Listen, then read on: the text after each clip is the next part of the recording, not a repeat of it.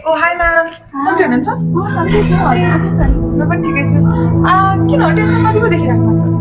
Tension त होइन अहिले आज बच्चाहरूको खाजा पैसा आएको के गर्ने के खाजा दिनु भइरहेछ किन दिनु पर्यो? आफ्नो गल्तीमा राख्नु न, पछिको लागि चाहिन्छ। त्यसो नि गर्नुहुन्छ र ए त्यस्तो भइहाल्छ नि।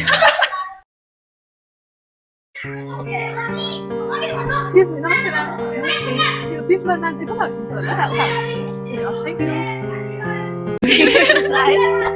हजुर नमस्ते म्याम हजुर के होला हजुर एउटा कुरा गर्नुपर्ने थियो हिजो मेरो बाबुलाई हस्पिटल लगेको बिहोस भएर अनि खानै पुगेको छैन भने बाबुलाई सोधेको स्कुलमा नि खाना दिँदैन भनेर के भइरहेको स्कुलमा खाना दिएन हजुर बाबुलाई सोधेको म्यामहरूले त केही दिनु नै भएको छैन भनिरहेछ हजुरको बच्चा कति क्लासमा हो म्याम 5 क्लासमा पढिरहेको मैले त अस्ति 2 दिन अगाडि भर्खरै म्यामलाई मैले हरेक मन्थली सप्लाईको लागि पैसा दिएको हो बच्चाहरूको लागि गभर्मेन्टबाट आएको पैसा खै उसले चाहिँ फेरि कहिलेकाहीँ दिने कहिलेकाहीँ नदिने भनिरहेछ अस्ति 3 दिनदेखि आएको छैन खानै पाएको छैन के होला फेरि यो आइम सो सरी होइन म्याम तर म यो म्याटरमा चाहिँ लुकिङ गर्छु आइम सो सरी बच्चा हस्पिटल हाम्रो लापरवाहीले गरेर अस्मिता म्याम हजुर म्याम।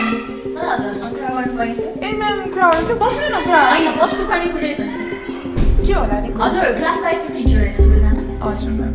हजुरहरूलाई मन्थली स्टुडेन्ट्सहरूको मिड डे मिलको लागि पैसा आइरहेको छ कि छैन आइरहेको छ म्याम। आइरहेको छ भने बच्चाहरूले खाजा चाहिँ किन खानु पाइरहेको अब खै ma'am.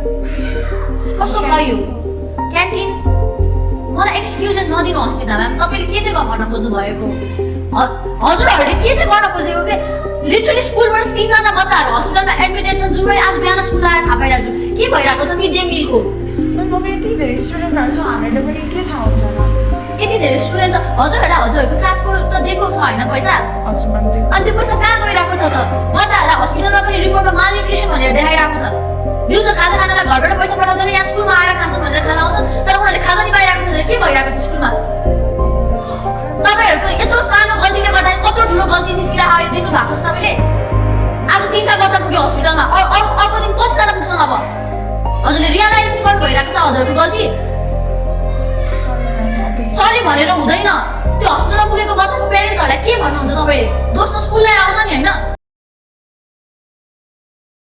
Article reports that government funds meant for Nepal school lunch program were misused, with the principal of Nepal Rashtriya Janata Aadharbhut Vidyalaya in Mohatari admitting to spending around Rs 87,000 for personal medical treatment.